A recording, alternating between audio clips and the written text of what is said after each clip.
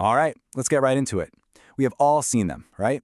Those big, glossy reports from major organizations celebrating a decade of results. They look so official, and they're basically designed to make us feel like everything's going great. But what are they really telling us? I mean, just look at this thing. It's the perfect example. It's got the sleek design, the powerful title. It just screams authority. It's meant to reassure us. But today, we're not just going to look at it. We're going to look right through it. Which, brings us to our big question. Is this really a decade of impact? Or is it something more like a decade of performance? And to figure that out, well, we've got to start asking some better questions. And this question, it's really at the heart of this entire explainer. When you see a huge number or some bold claim in a report like this, what is it actually doing? Is it informing you, or is it just making you feel good about the organization? Believe me, there's a world of difference. And that difference leads us right to this core idea, the battle between being reassured and being truly informed. They are not the same thing, not even close. And once you understand this distinction, you start to see how these whole systems really work. The author of the research we're digging into today just framed the problem so perfectly with this one question. Because, let's be honest, in the real world, evidence is always messy. It's complicated. So how do institutions manage to create such a simple, believable story out of all that chaos? Okay, check this out, because this slide lays it out so clearly. On one side, you've got reassurance. It's a simple, feel-good story with claims that are, pretty hard to double-check. But on the other side, you've got accountability. It shows you the messy, complex reality, but it gives you the receipts. The claims are easy to trace so you can judge for yourself. One asks for your blind trust, the other earns it.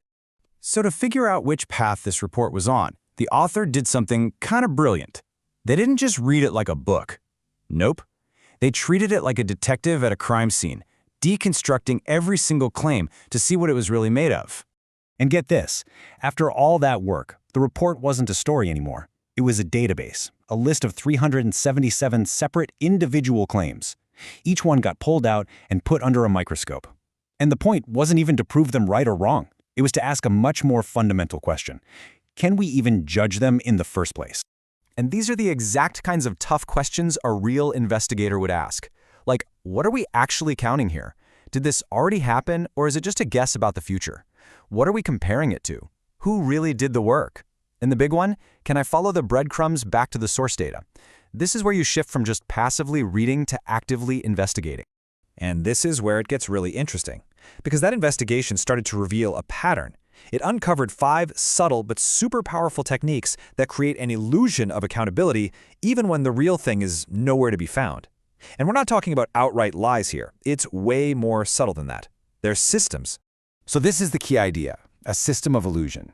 It's when you create these big, impressive headline numbers that are designed to be portable, easy to repeat, easy to tweet, but they're stripped of all the context you would need to actually hold them accountable. The big number gets to travel the world, but the proof gets left behind. So, illusion number 1 is all about fuzzy timelines. This is a classic move. A report will mix up results that have already happened, realized results, with things that are just expected to happen down the road. Without a clear label, a guess about the future can start to sound a whole lot like a success story from today. Illusion number 2, missing baselines.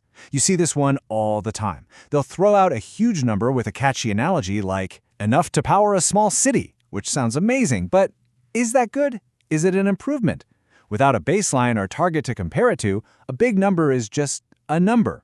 It's totally meaningless. And this brings us to illusion number 3, blurry attribution. Look, most huge projects have tons of partners working together. The honest way to talk about that is to say you contributed to a result.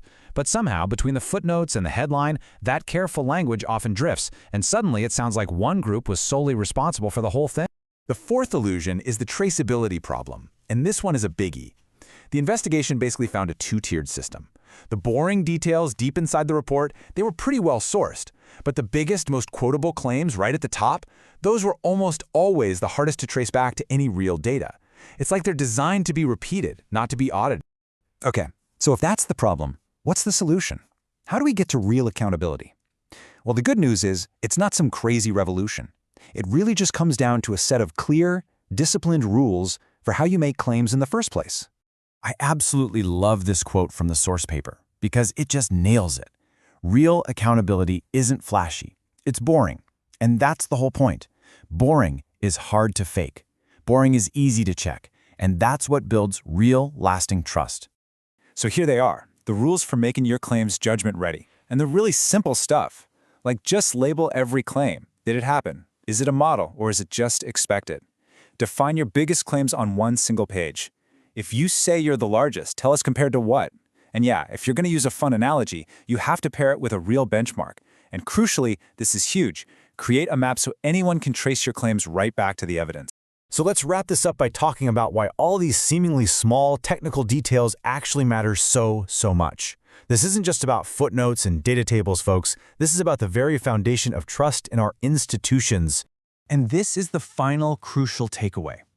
Big systems, they don't usually collapse from one big lie. It's not that dramatic. They erode.